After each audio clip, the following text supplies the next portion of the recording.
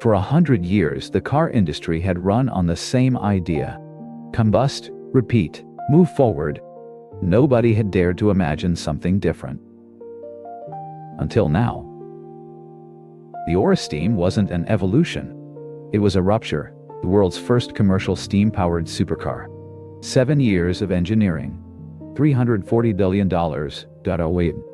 A technology so radical it had been declared impossible by everyone who wasn't building it. No combustion. No emissions.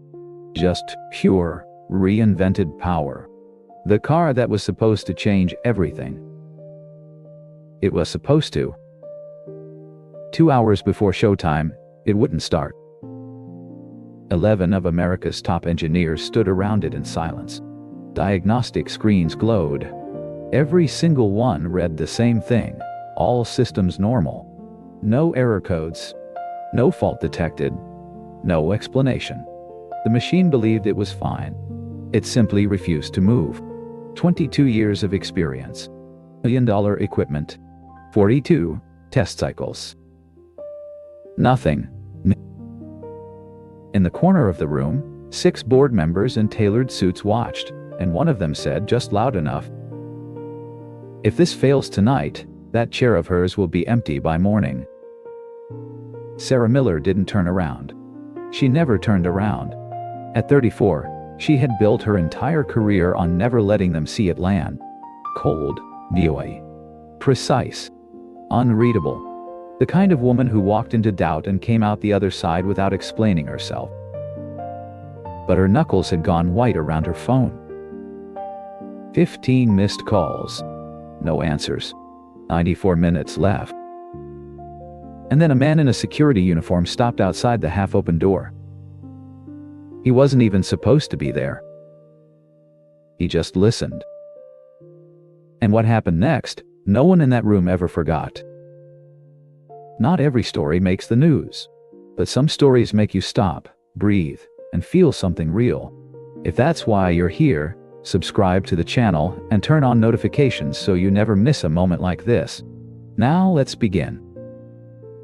Sarah Miller was 31 years old, and she had spent the last 6 years making sure no one in that building could ever say she didn't belong there. Not the board members who still called her Miss Miller in meetings with that particular tone, the one that made the title sound like a question. Not Raymond Holt, who had looked across the table at her 18 months ago and said, in front of 11 people, "The question isn't whether Sarah is talented. The question is whether this company can afford to find out." 4 votes for, 3 against. She'd gotten in the position. She'd never once forgotten those 3 votes. She had learned early that in rooms like these, warmth was a liability. So she had built something else instead, a stillness, a precision. The particular expression of someone who has already decided how things are going to go, and is simply waiting for the room to catch up. The press loved it. Ice Queen CEO bets $4 billion on steam away. They meant it as an insult. She had framed the article and hung it in her office. The Aura steam wasn't just an engineering project. It was the argument she had been making for 6 years, finally made visible. 140 units, pre-sold. The world's first and only commercial steam-powered supercar. There was no backup. No second unit. No plan B. And at 3:47 p.m., Marcus Webb called her cell phone directly, which he had never done in 18 months, and said 4 words that rearranged the architecture of her entire day. "We have a problem." She walked to the staging area, at the measured, unhurried pace she had spent years perfecting. The walk of someone completely in control, even when everything inside her is doing the opposite. 11 engineers. Diagnostic screens casting the room in cold blue light. And the car, sitting completely still, surrounded by $1 million worth of equipment that kept reading the same thing. All systems normal. "The startup cycle initiates and cuts at the 3-second mark," Marcus said. "Every time, 42 cycles, no error codes. The software genuinely believes nothing is wrong." "But something is wrong," Sarah said. "Something is very wrong." He pulled off his glasses. "And I cannot find it." She stepped to the corner. Call Dr. Harlan Cole. The one person on Earth she was certain could walk into this room and hear what the machines couldn't. It rang 6 times. Voicemail. She called his assistant, his university office, his former research partner. Rural Montana, ... No cell service. Completely unreachable. 12 missed calls. She lowered the phone and pressed her back against the wall, just for a moment, just long enough to close her eyes. From the corner of the room, Raymond Holt's voice carried easily. If this launch fails tonight, that chair of hers will be empty by morning. She didn't turn around. That was the rule she'd written for herself in the first month. Do not let them see it land. Because the moment her face showed even a fraction of what she was actually feeling, they would have exactly what they came for. She opened her eyes, straightened her jacket, walked back in. Run it again. The clock on the wall read 1:56:14. Mike Thompson's shift ended at 5:00 p.m. sharp. It always did. Not because the job demanded it. Security work rarely respected a clock, but because someone was waiting for him. Someone small, with her mother's eyes and a backpack covered in stickers of planets she could already name in order. He was the kind of man you didn't notice unless something was wrong, which, in his line of work, was exactly the point. Quiet. Reliable. The guy who knew every exit, every blind spot, every sound a building made when it was about to cause problems. He walked the same perimeter routes at the same hours, nodded to the same faces, wrote the same kind of handover notes in the same steady handwriting. Nobody noticed him. That was the job. That was fine. What the job didn't know, what most people in that building didn't know, was that before the uniform, before the perimeter checks, before the quiet corridors and the signing in sheets, Mike Thompson had spent 11 years doing something else entirely. Something that had put his name in magazines and his equations on whiteboards in front of rooms full of people who flew in from other countries just to hear him think out loud. He didn't talk about that. There was no one at work to tell, and at home, the only person who asked questions was 6 years old and mostly wanted to know why the sky changed colors at sunset and whether pasta counted as a vegetable. He was also, as of 14 months ago, doing all of it alone. Laura had gotten sick in the spring, quietly, the way she did most things, without making a fuss until it was impossible not to. By autumn she was gone. What she left behind was a daughter named Chloe, who had her mother's dark eyes, and her father's unsettling habit of being right about things she had no business being right about, and a father who had quietly, completely, restructured his entire life around a school schedule. 5 o'clock meant pickup. Pickup meant dinner. Dinner meant sitting at the same small kitchen table they'd had since the apartment before this one, the one with the wobbly leg Mike had fixed 3 times and stopped apologizing for. It meant reading 1 chapter, always 1, sometimes 2 if Chloe negotiated successfully, before lights out. It meant being there. Physically, reliably, without exception, there. That was the whole plan. It wasn't a small one. A babysitter named Mrs. Reyes made it possible on the days the schedule didn't cooperate, until today, when she had called at 4:45 to say her sister had fallen, and she was so sorry, but she couldn't make it. So Chloe had spent the last 15 minutes of Mike's shift, sitting on the bench outside the staff corridor, backpack on, notebook open, drawing something that looked like a rocket ship, but might have been a steam engine. With Chloe, it was sometimes hard to tell. He took her hand at 5 o'clock exactly. Same route he always walked. Nothing on his mind except pasta, and whether he could convince her to eat it for the 3rd time this week. They were almost at the exit when Chloe's hand tightened around his fingers. She stopped. Through a staging area door, left half open, a sound repeated in the corridor. An engine turning over. 3 seconds. Then cutting. Over and over, going nowhere. Mike registered it the way you register background noise. Noted it. Kept walking. Daddy. Dad. Come on, Chloe. Daddy. Different this time. Not asking. Telling. It's breathing wrong. He looked down at her. She was staring at the gap in the door with that expression. The one she'd had last winter when she told him the heating system sounded sick, 3 days before it broke down completely. Calm. Certain. Completely unbothered by the fact that she was 7 years old and had no reason to know anything about any of this. "You can fix it," she said quietly. "I know you can." Mike said nothing. He glanced at his watch. Then, almost against his own judgment, he tilted his head toward the sound. 3 seconds.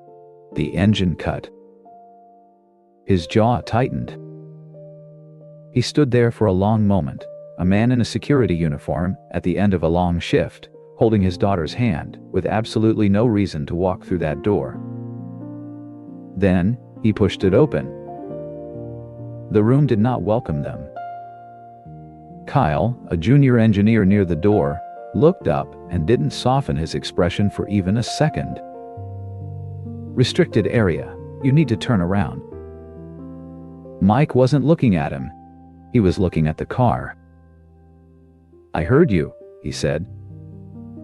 Sarah crossed the room in 4 steps. She looked at Mike the way she looked at everything in a crisis. Fast, extracting, deciding. Security uniform. Child. No credentials. Every instinct she had built over 6 years said, not useful. "Your shift's over," she said. 10 minutes ago, Mike said. "Then you need to..." "He can fix it." Everyone looked at Chloe. She was standing with both hands on her backpack straps, completely unbothered by 11 adults staring at her. "My dad can fix it," she said again. "He knows what's wrong." Kyle laughed, short and sharp, the kind designed to land. The security guard's kid thinks she knows what 11 engineers can't figure out. He looked at Sarah. "We don't have time for this." "We don't have time for anything else either." Sarah's voice cut through the room. "Quiet. I. She looked at Mike. Something complicated moved across her face. Every instinct she had telling her one thing, every ticking second telling her another. This was not a person she would have let into the room an hour ago. She knew that. He probably knew that too. "Can you actually fix it?" she asked. "Or is your daughter just being a kid?"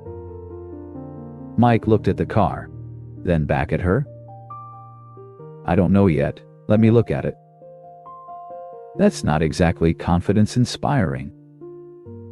"You've had 11 engineers in 2 hours," he said.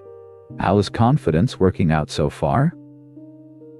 The clock on the wall read 1:44:32. Sarah held his gaze for 3 full seconds. Then, she stepped aside. Mike handed Chloe his jacket, told her to sit by the door, and walked toward the aura steam alone. He didn't ask for a briefing. Didn't look at any of the screens. He moved around the car slowly, hands behind his back, eyes tracking the panel seams, the connection points, the places where different systems met each other. His pace was so unhurried it felt almost provocative. "Is he serious?" Kyle muttered. Nobody answered. Mike stopped at the rear left corner of the engine compartment, crouched down, and pressed his ear directly against the casing, just above the primary pressure valve assembly, a spot every diagnostic had cleared as normal. He stayed there, still, listening. 40 seconds passed. Nobody in the room spoke. Then he stood up and turned to Marcus. "Tap hammer, pressure adjustment wrench, 1/4-inch drive." Marcus looked at Sarah. "Give them to him," she said. The tools were produced. Mike took them without ceremony, crouched back down, and began to tap, once, twice, 3 times, each strike placed with a precision that had nothing accidental about it. He was listening to what the metal said back to him, reading the resonance the way you read a word, not looking at it, but hearing whether it sounds right. He set the hammer down, picked up the wrench. made 4 adjustments to the pressure valve. Small, deliberate, each one followed by silence, in which he simply listened again before deciding the next move. Then he stood, stepped back. "Try it," he said. Marcus looked at him for a moment, then typed the command. The startup cycle initiated. 1 second. Dot. 2 bit. 3. The engine did not cut. It kept building. 4 seconds, 5, 6, and then the aura steam came alive with a sound that filled the entire staging area. The beep. Smooth. On. Perfectly sustained. The sound of something that had been trying to work correctly for 2 hours and had finally been allowed to. The clock read 6:47 p.m., 1:13, 0 remaining. Nobody moved. Marcus stood holding his tablet, staring at a screen showing every system nominal. Kyle said nothing. 2 engineers in the back of the room looked at each other and seemed to decide simultaneously that neither of them was going to speak first. Sarah exhaled. Slow, almost silent. She turned toward the door. Mike had already set the tools down on the equipment cart beside him. He had already taken Chloe's hand. And somewhere between the moment the engine came to life and the moment the room began to understand what had just happened, he was gone. Both of them disappeared into the corridor without a word, without waiting to be thanked, without looking back. The aura steam ran on, steady and perfect, in the silence they left behind. Sarah stood at the empty doorway for a moment. Then she turned to her assistant. "Find out who that man is," she said. "Everything, by morning." The launch was everything Sarah had promised it would be. At 8:00 p.m., the silk dropped. The aura steam rolled forward, under its own power, onto the main stage of Detroit Auto Expo, moving with the quiet, authoritative smoothness of something that had been built to change the way people thought about what a car could be. The crowd, 400 journalists, executives, investors, and industry veterans, leaned forward as one. Someone near the front started applauding before the car had fully stopped. Within seconds, the entire room followed. Sarah stood at the podium and spoke for 12 minutes. She had rehearsed those 12 minutes so many times that she could have delivered them in her sleep. But tonight, something was different. She wasn't performing them. She meant every word, and the audience could tell. The questions afterward went on for 40 minutes. 3 major outlets requested individual interviews before she left the building. A journalist from the Associated Press described her in his piece, published before midnight, as the most compelling new voice in American automotive history. Raymond Holt shook her hand on the way out, firmly, without comment. That, from him, was practically a standing ovation. Her assistant texted at 11:47 p.m., "Incredible night, you did it." She should have slept. By any reasonable measure, Sarah Miller had earned a night of uninterrupted sleep. The launch had succeeded. The board was satisfied. The press coverage was everything the marketing team had spent 6 months trying to manufacture, and it had arrived on its own, organically, because the car was genuinely extraordinary. She lay in her apartment with the lights off and the city quiet outside her window, and she stared at the ceiling. The engine starting, cutting, starting again, 47 times, and 11 engineers had found nothing.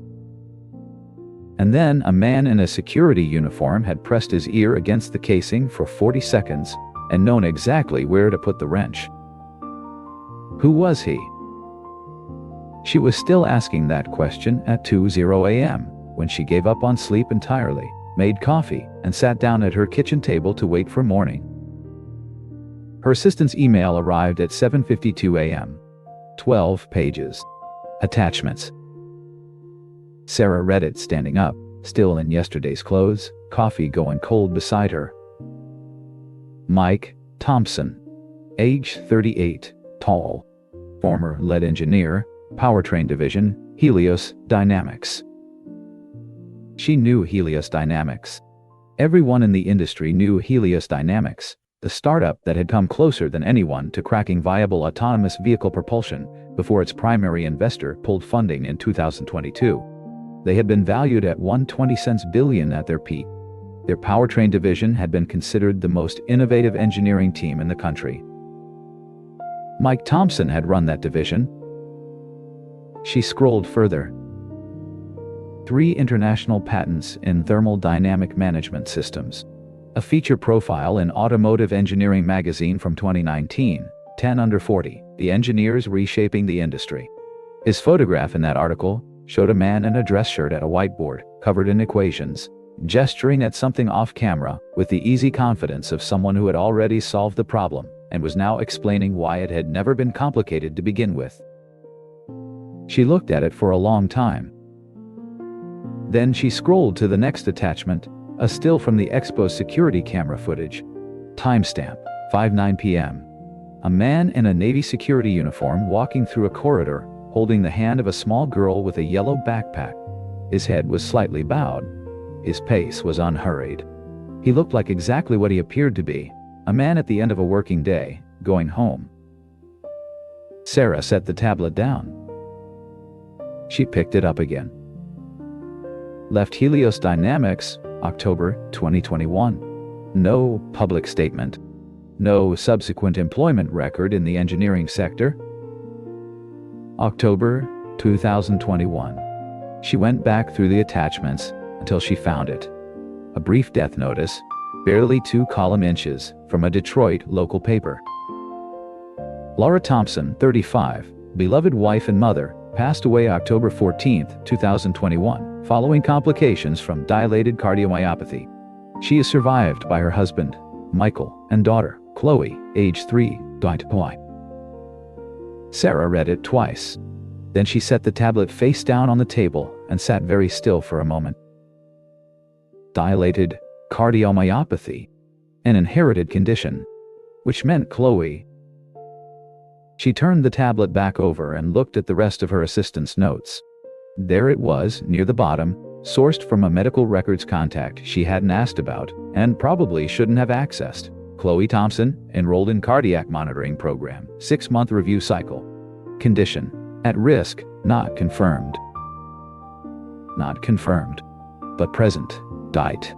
A shadow over the future that required watching, required proximity, required a father who could get a phone call at any hour and be there within minutes, rather than calling from a hotel room in another country to say he was on the next flight home. Sarah understood it then, completely and all at once. He hadn't left engineering because he burned out. He hadn't left because of grief, though grief had certainly come. He had left because he had done the math, the same way he did every other kind of math. Clearly, without sentiment, looking at the actual numbers. 80 to 90 hours per week at Helios. Frequent international travel. A daughter with a cardiac risk profile that required consistent monitoring, and a parent who was reliably physically present. The math didn't work, so he had changed the variables. He had traded the patents and the magazine profiles and the $300,000 salary for a security guard shift that ended at 5:00 p.m. every day, which meant dinner at home every night. Which meant being there, actually, physically there, if Chloe ever needed him. Sarah stood up from the table and walked to her window. Outside, Detroit was doing what it did on a Thursday morning, moving, loud, indifferent to the things people were working through in their apartments above it. She thought about her father. David Miller had been a remarkable man by most definitions of the word. Built a logistics company from nothing. Worked 6 days a week for 30 years.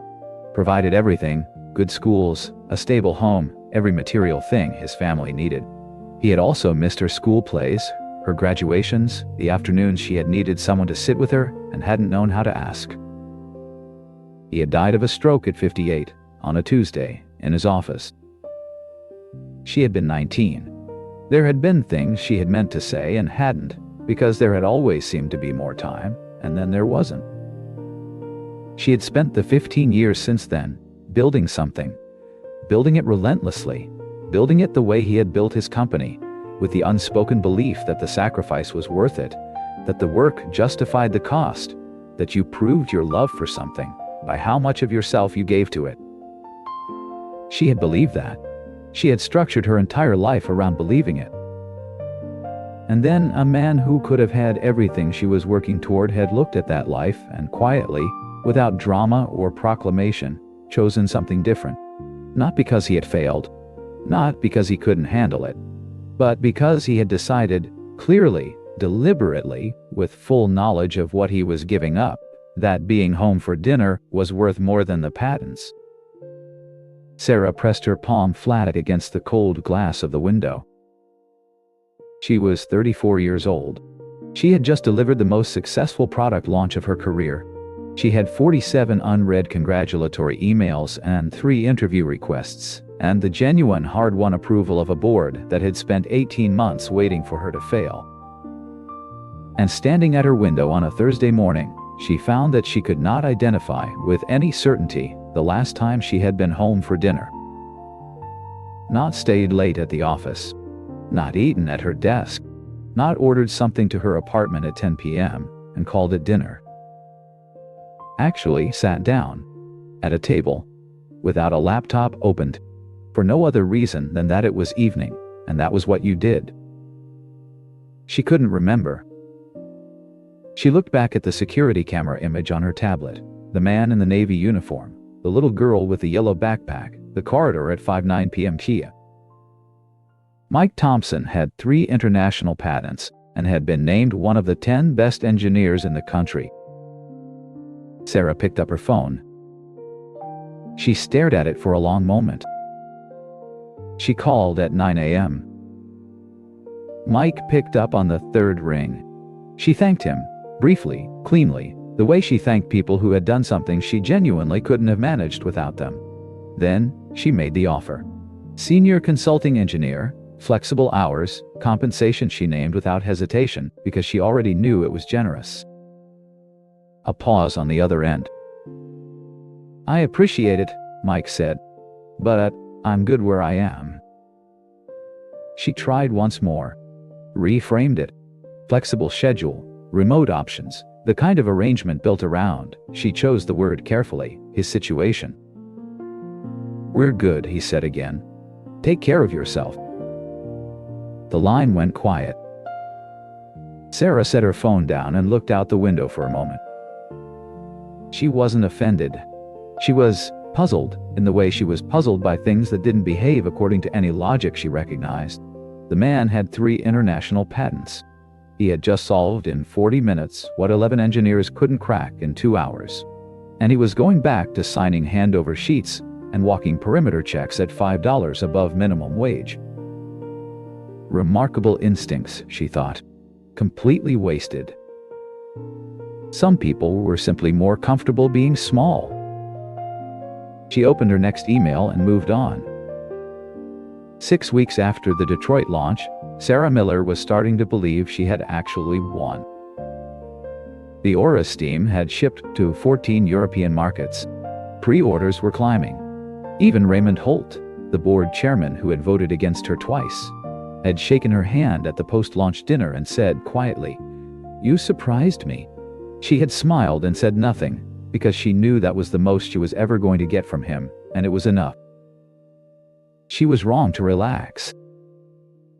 The first call came on a Tuesday morning at 6:43 a.m.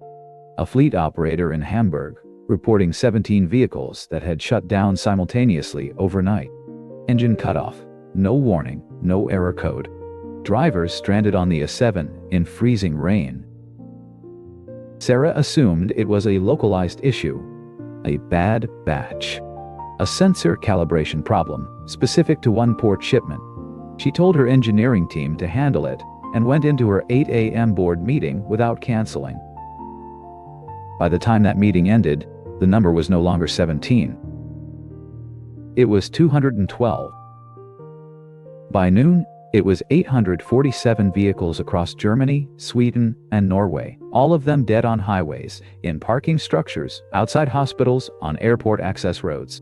No collisions, no injuries, but 847 families, standing in the cold, next to a car that had simply decided to stop working, with no explanation and no timeline for a fix. The headline on Der Spiegel that afternoon read, "The Future of Clean Transport, or the World's Most Expensive Paperweight."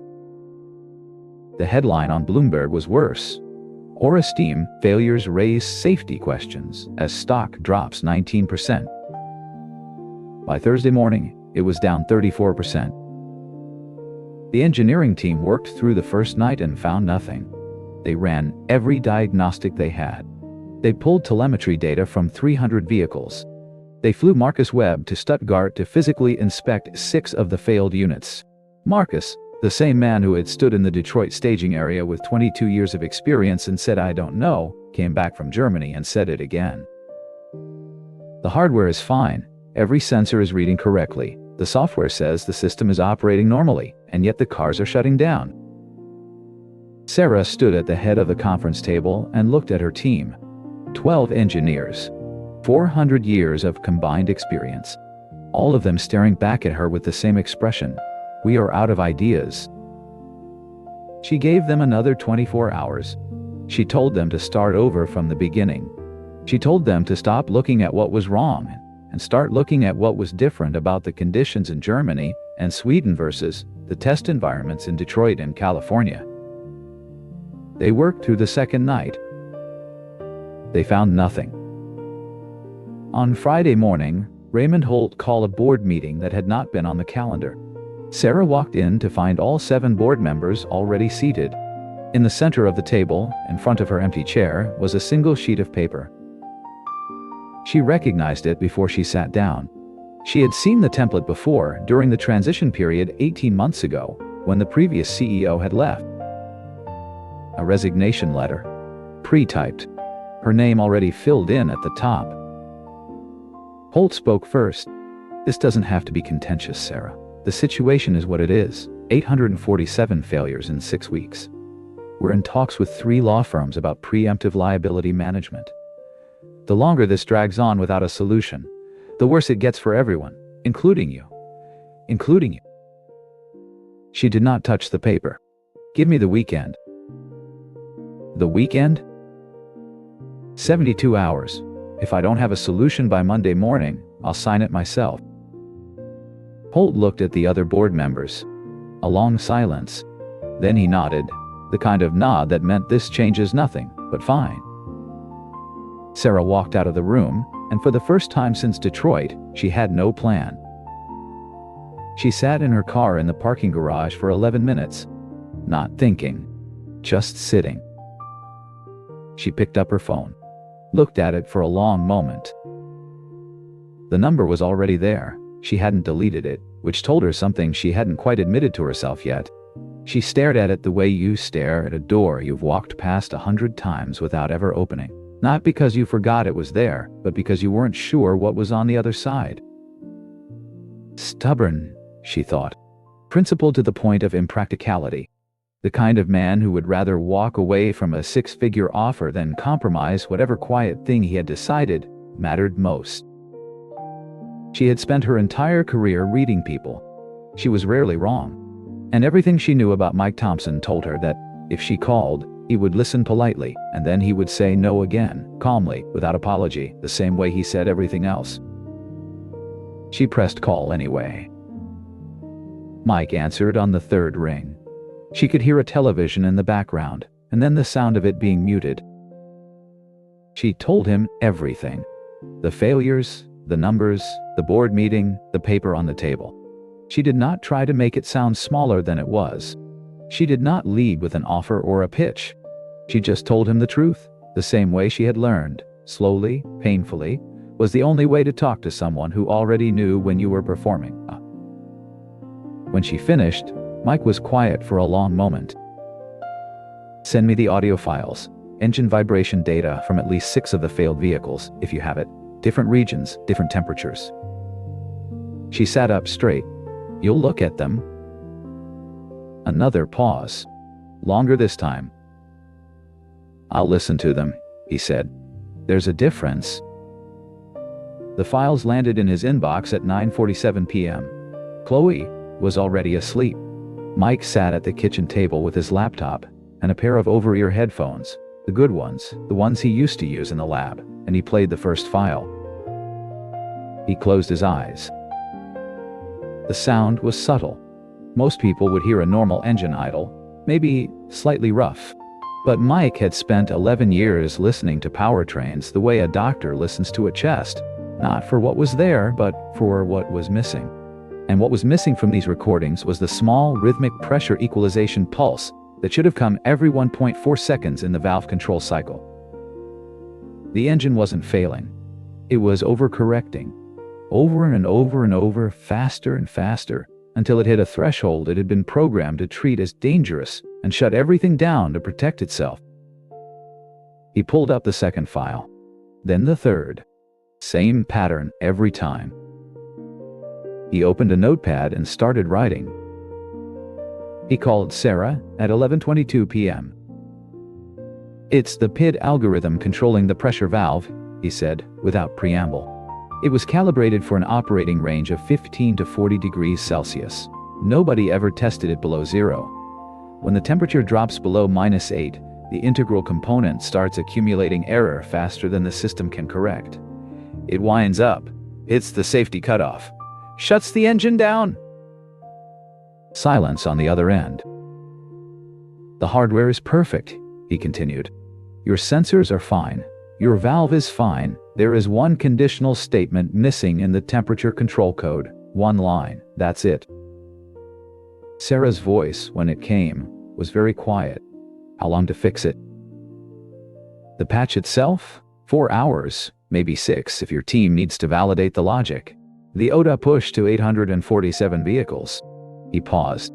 "Depends on your infrastructure." "We can push overnight," she said. "Mike, will you come in? I need you in the room when I present this to the board. I need someone who can answer the technical questions I can't." And there it was. The thing he had known was coming from the moment he picked up the phone. He looked at the closed door of Chloe's bedroom. "What time?" "Tomorrow night, 8 p.m. I know it's Saturday." "She has to be in the room with me," he said. "Not a waiting area, the same room, and we're done by 3 a.m. Sarah didn't hesitate. Done. They arrived at Nexus headquarters at 7:55 p.m. Chloe was carrying her backpack. Inside it, a blanket, a book, and her headphones. She had done this before, waiting in offices and lobbies while her father finished things. She was good at waiting. Mike set her up on the sofa in the corner of the boardroom before anyone else arrived. Chloe pulled out her blanket, looked at the long conference table and the empty chairs, and looked up at her father. "Is this important?" she asked. "Yeah," he said. "It is." "Okay." She opened her book. "I'll be quiet." At 2:17 a.m., Mike stood at the head of the conference table, the same spot where Sarah had found a resignation letter 12 hours earlier, and walked 7 board members through 40 slides of vibration analysis, PID response curves, and temperature stress data. He was not polished.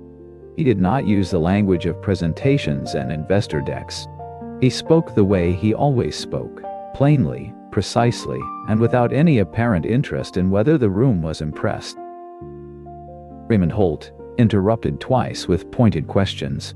Mike answered both of them with single sentences and data on the screen, and Holt did not interrupt again. At 3:08 a.m., the board voted to implement the patch and hold the resignation letter pending results. At 4:50 a.m., the OTA update finished pushing to all 847 vehicles across Europe. At 5:03 a.m., the first confirmation came back from Hamburg. A fleet of 12 vehicles, all starting cleanly in -11-degree weather, all pressure readings normal. Sarah was standing at the window when the notification came through. She looked at the screen for a long time. Then she looked across the room at the corner sofa, where Chloe had fallen asleep somewhere around midnight, her book closed on her chest, her headphones still looped around her neck. Mike was sitting in the chair beside her, his jacket folded over the armrest, watching the confirmation data scroll across his laptop. He didn't look up, but she saw the tension leave his shoulders, just slightly, just enough, the same way she imagined it had left her own, 6 weeks ago in a Detroit staging area, when an engine had finally roared to life and she had let herself breathe again. She did not say anything. Some moments don't need words. She just let him have it. The Monday morning board meeting lasted 19 minutes. Raymond Holt sat at the head of the table, the confirmation data from Hamburg open on his laptop, and said nothing for a long time. Then he closed the laptop, looked at Sarah, and said, "The resignation letter has been withdrawn." That was all. No apology. No acknowledgement of the paper he had placed in front of her 48 hours earlier. Just a closed laptop and a sentence spoken in the same flat tone he used for quarterly earnings. Sarah nodded. "Thank you, Raymond." She meant it, without bitterness. She had stopped needing more than that from him a long time ago. 2 weeks later, she called an all-hands engineering meeting that had no agenda item labeled lessons learned, because she had always found that phrase hollow, a way of performing accountability without actually changing anything. Instead, she stood at the whiteboard and wrote words, listening skills. Starting immediately, every vehicle release would require a physical acoustic analysis, engineers listening to the actual engine, not just reading numbers off a dashboard. Every software update would be stress tested across temperature ranges from -25 to +50 Celsius before a single line of code touched a production vehicle. "We had the best diagnostic software money could buy," she told the room. "And it told us everything was normal, while 847 cars were dying in the cold. The software wasn't lying. It just didn't know what it didn't know. We have to be the part that knows." Nobody argued. Nobody asked if it would slow down the release cycle. They had all seen the Hamburg data. They understood. She signed the new protocol into the engineering handbook that afternoon. No press release. No announcement. Just a policy, effective immediately, that would quietly prevent the same mistake from ever happening again. She made one other change that no one at Nexus ever knew about. She called the cardiology department at Children's Hospital of Michigan, the same clinic where Chloe Thompson came in every 6 months for monitoring, and arranged for the facility to receive a full suite of mobile cardiac monitoring equipment, enough to cover 30 families who could not afford the out-of-pocket cost of continuous care. No naming rights. No donation ceremony. No photographers. Mike received a single email on a Wednesday morning, 4 lines long. "Equipment delivers Thursday. Covers Chloe's monitoring costs going forward, and 29 other families on the same program. No action needed on your end. No thanks necessary." He read it twice. Then he set his phone face down on the kitchen counter and finished making Chloe's lunch without saying anything, because there was nothing to say that the gesture hadn't already said more clearly. On a Friday evening, 6 weeks after the board meeting, Mike was standing at the stove scrambling eggs when Chloe called from the living room. He turned down the burner and wiped his hands. "Can you get it?" He heard the door open. A pause. Then Chloe's voice, curious and unhurried. "Dad, it's the car lady." Sarah was standing in the hallway in a jacket and jeans, no briefcase, no assistant. She was holding a box, a children's educational kit, the kind sold in science museum gift shops. On the front, a buildable model of a steam engine with a transparent casing so you could watch the pistons move. Chloe took the box from her and studied the cover with the focused expression she used when she was deciding whether something was worth her time. "Do you know how this works?" she asked, looking up at Sarah. Sarah looked at the box, then back at Chloe. "Honestly, no." Chloe considered this for exactly 1 second. Then she stepped back from the doorway and grabbed Sarah's wrist with the casual authority of a child who has decided the matter is settled. "Then you have to come in," she said. "I'll show you." From the kitchen, Mike watched his daughter pull a billion-dollar CEO through the front door of their apartment to sit on the living room floor and learn how a steam engine worked. He turned the burner back on. If this story made you think of someone, a parent who never explained why they always came home on time, a person who gave up something the world would have called success without asking anyone to notice, maybe that's the reminder you needed today. Mike didn't fix that car with genius.